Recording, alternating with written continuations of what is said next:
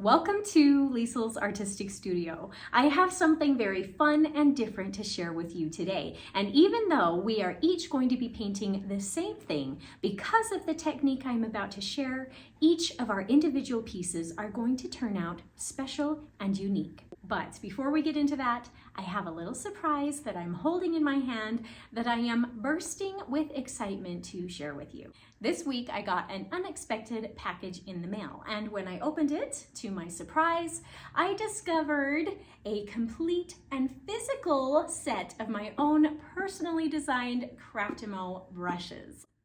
I have been waiting for 6 months to see this.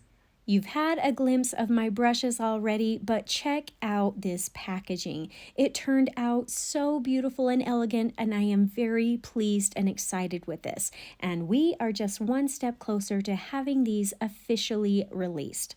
I'll be doing a special unboxing video soon where I will show you everything on the inside, and trust me, it gets even better. All right, enough with my blabbing. Let's get on to the fun of painting. So for supplies today, I first have some watercolor paper. Now, if you are someone who enjoys freehand painting, this is the perfect piece to give that a try with. I myself do better with a little bit of guidance, so let me show you the pencil lines I've drawn on here really quick. Now, sometimes pencil is hard to see on these videos, but hopefully you'll get the idea. Now, at about the center of my page, I've drawn a little oval mark for the center area of the main open flower that I plan to paint here later as the focal point of the picture. And then I've drawn a line from the center oval going down to the corner of the page for the stem of the flower. Next up, I've drawn 4 bud shapes with stems as well, more in the corners of the page with the stems again all sort of meeting up in the bottom right-hand corner. I've also added a little handful of other thin lines that can maybe become grass or leaves later on. Now, this sketch really isn't too intense or anything special, and as I say, you can probably do without any of this altogether if you'd rather. Now, moving on, I also have watercolor paints, a paper towel, clean water, some masking fluid, which is also optional. We will talk about that more in just a minute. And then finally, I have some brushes. This first one is just a small old number 2 round brush that I don't paint with much anymore. This is the brush I will be using with the masking fluid so that I don't risk ruining one of my nicer brushes. I have put a little bit of liquid soap in the bristles to help clean out that fluid later. I've actually ruined a brush or two with masking fluid before I learned this trick. Then for the brushes I will be painting with today, I'll be using the number 10 and number 3 round from my own specially designed Craftimo set. Links for any of these products you'll see me using today will be listed in the description of this video, including a link to be notified when my brushes are available for purchase. Now, I mentioned at the beginning of this video that we are going to be trying a new technique today. We are going to play around with a little bit of background texture. So to do that, we also need some ordinary kitchen Saran wrap or plastic wrap that you usually use to cover food with. You are going to love what this can do. I can't wait to show you. So let's go ahead and tape the edges of our paper down with some artist tape, and we'll be ready to get started. Now, the first thing we need to do is pull out the masking fluid and fluid brush, and then we can paint on some small, thin lines of fluid in the center of the open flower or the little oval in the center of the page that represents the stamen of the flower later on. Now, if you've chosen not to use fluid today, another option is to just skip this step and then later use some white gouache or white acrylic paint to paint in these lines on top of the watercolor instead of masking it off.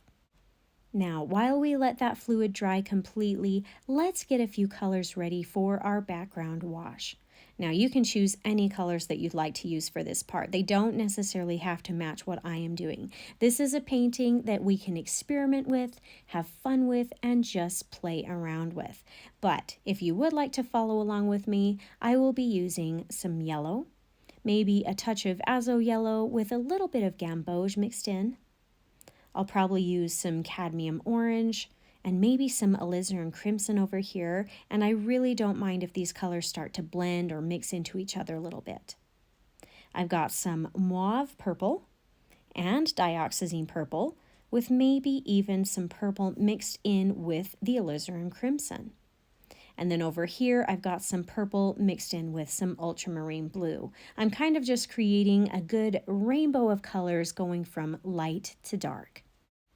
Now, I just barely bought a new Prussian blue that I'd like to kind of try out here today. So let's see what this is going to be like. These are a really great assortment of colors that I've got going on here, and I may even add a touch of ivory black to the corner of this area, maybe into the blues and purples just to darken them up just a little bit more. All right, now that I've got my colors mixed and my masking fluid is dry, then I can begin painting in the background wash. I'm going to be painting this using the wet on wet technique, so I will be painting some clean water on the paper first. Now I'm using a pretty good amount of water here. I really need this to stay nice and wet so that I have time to put all of these colors on here and still keep the colors wet for a little while. Having the background remain wet when we are using the Saran wrap or the plastic wrap technique is a key part to having this succeed. So work quickly and use enough water to keep this area nice and wet while we work. You can cover the page with water wherever you plan for the color to go. I am pretty much covering the entire page, but I am not painting the water clear to the edges. I kind of want the color to fade out a little bit when we get there. I also am choosing not to paint as much water right over the top of the masking fluid. I'll use a little bit less background color in that area where I want to paint that larger flower, but you know what? You're the artist here, and you really can do this in whatever way you want. All right, now that we've got the water covering the background area, we can begin placing in some of these colors. I'm going to work my way from the lighter valued colors to the darker colors. So I'll start with a little bit of yellow, maybe in the corners off to the left side of the page. I'm not putting a ton of this color. Like I said before, I kind of want the colors to fade off the edge of the page. So I'm keeping this very simple and a little bit lighter in value. Next, we'll move on to some of the orange and the reddish-orange colors. We'll paint that in right next to the yellow that we just put on here and let those colors sort of blend into each other. Now, I am using a little bit more of a concentrated color here, making this a little bit darker in value than the yellow.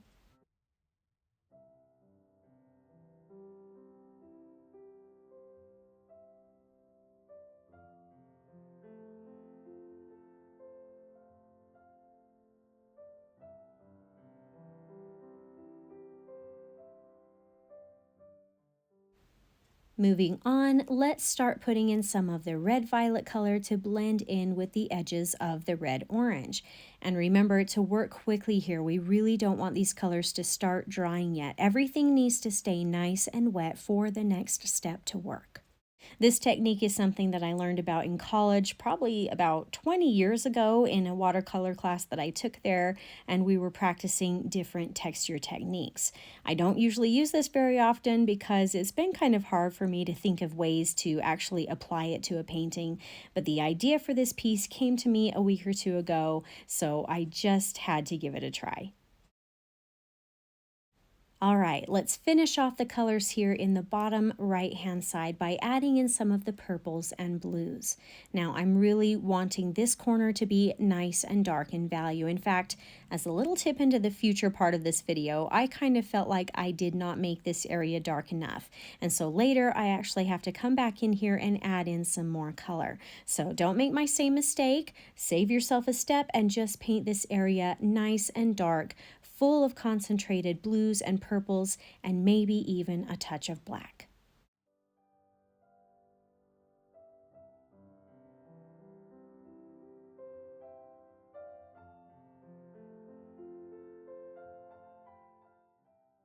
Okay, now here is where the fun and the unique technique with the Saran or plastic wrap comes in. So pull off a large piece, and actually I didn't make mine quite big enough, so you'll probably want to make sure that it's about double the size of your paper just to be on the safe side. Then you'll kind of scrunch or gather up the plastic so that it's a little bit wrinkly. Then you'll start applying that crumpled plastic on top of the wet paint. It will kind of stick a little bit as you lay it on top. You can kind of see the sections of the plastic that are sticking here, but you also want there to be areas that are not sticking as well. You can sort of adjust the sizes a little bit here by scrunching the plastic more or less. This really is a fun thing to just experiment with and see what happens. You will want to cover the entire wet or painted area, so since I did not do mine big enough, I'm going to have to cut off another little piece to fill in some of my space. Just make sure that it's all pressed down really good, and then we can let it sit for a minute. Now, this is the part that takes a little bit of time and patience because the water and paint are covered, and it takes a little bit longer than normal to dry because of that.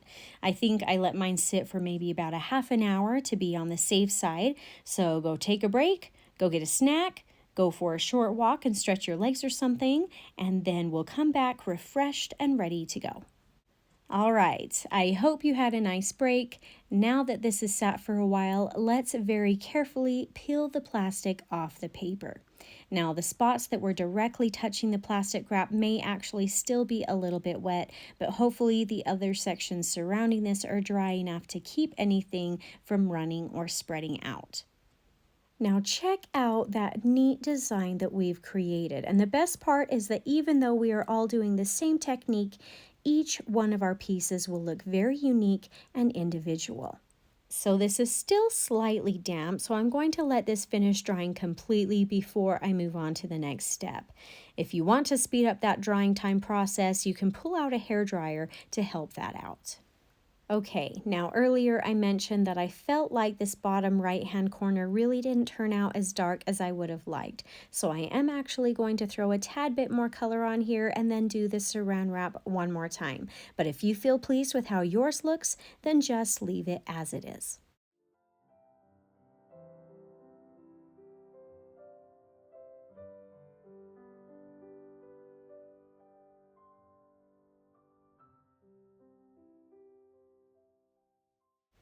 Okay, while I let that sit, let's move on to the next step. Now, this is optional, but I think that it adds a really fun dynamic to this painting.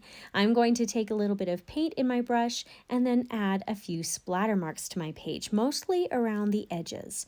I'm going to use a variety of colors, really just whatever I feel like looks good. I'm going to tap my brush against another brush handle to create these splatters, and I went ahead and just used my number 10 round brush for this because it was out, but the bigger brush did make bigger splatters. So if you'd rather them to be a little smaller in size, you may want to try out maybe a smaller brush. Now, this might be something that you need to just play around with a little bit. As a side note, if you ever feel like the splatters are a little too dark, you can just dab off some of that color gently using a paper towel.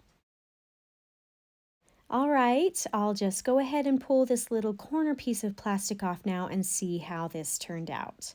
I think it turned out all right. This is something I can work with. So next up, let's paint a flower and some buds onto this textured background to really finish this painting off. I really want my colors to be nice and dark for this so that it looks like a silhouette. But rather than just using black, let's mix together some blues and some purples into the black to give it a subtle hint of color. Now, using this nice dark color and the number 10 brush, let's paint in a few buds along some of these corner edges. Now, if you drew the outline for these, all you have to do is follow along with your pencil lines. But if not, then go ahead and just add them wherever you think they would look good.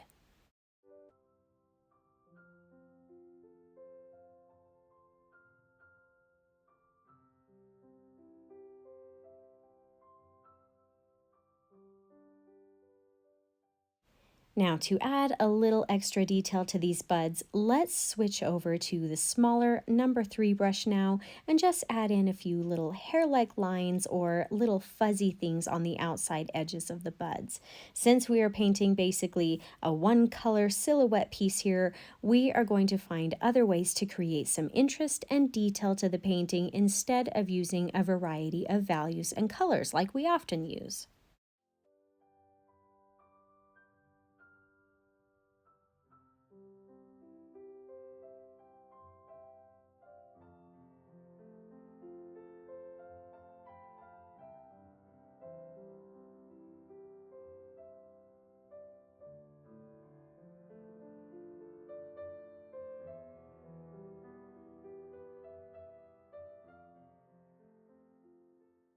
Now, while I've got this smaller brush out, I'm going to go ahead and paint in some little stem lines for the buds and maybe even some extra branches or some little grassy accents. This is such a great brush. It has a nice pointy tip to it, so I can easily create these thin lines with just a light touch of the hand. Now, if you struggle with this though, a rigger or a liner brush is a really great option as well. The reason I personally chose the number 3 today is because I also want to be able to make some slightly thicker lines as well, and maybe even graduate some of these lines from thin to thick.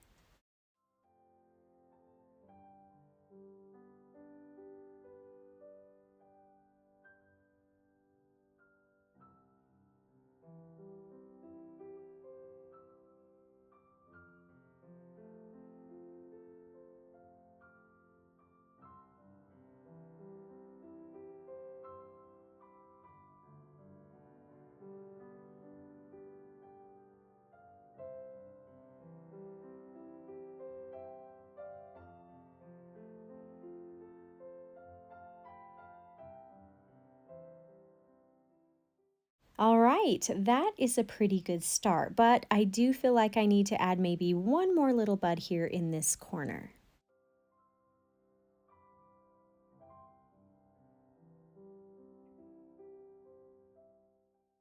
And while I'm at it, let's see what a couple of tiny little leaves look like on this twig here.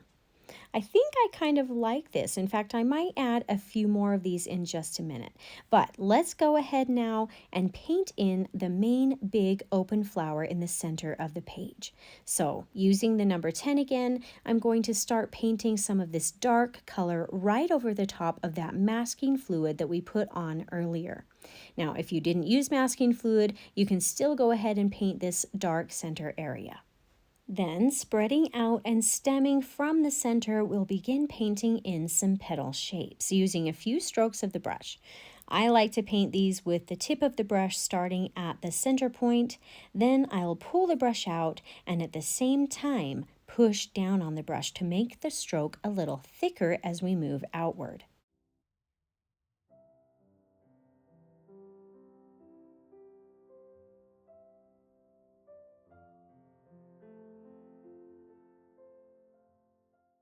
These petals here are a little hard for me to start at the center of the flower, so I'm going to begin on the outside edge instead, but using the same principle. As far as the shape of the flower, as we paint in these petals, picture an outside oval shape that these petals sort of fit into.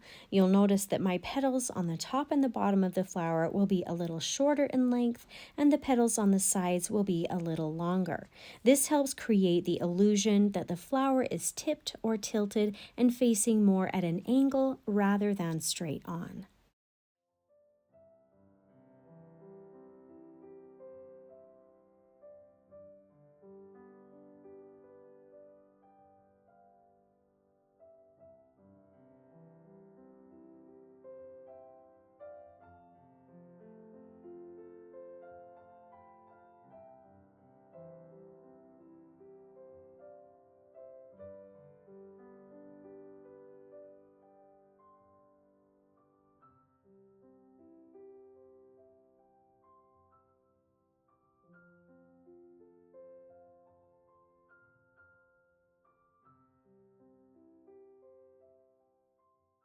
All right, now that I've got the center surrounded with petals, we can go ahead and paint in the stem of this flower. I'm going to paint this stem slightly thicker than the others since this flower is the focal point of the page. While we wait for that flower to dry, let's add in a few leaves now. Using this number 10 brush, I can easily paint these in using just one stroke, maybe two if you need to, but I'll paint this similar to how we did the petals, starting with the tip of the brush at the end, then I press down and pull outward to make it nice and thick in the middle of the leaf. Then I let it up again to paint the end at a nice thin point. This might take some practice to get the hang of, but it is super easy and fun to do once as you've got it down.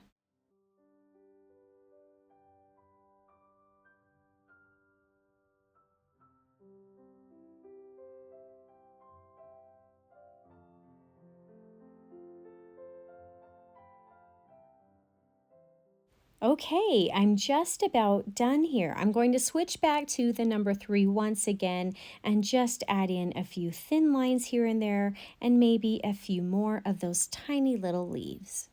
And because this area of my painting was covered with plastic wrap when I added in the splatters earlier, I'm going to add a few splatters as well.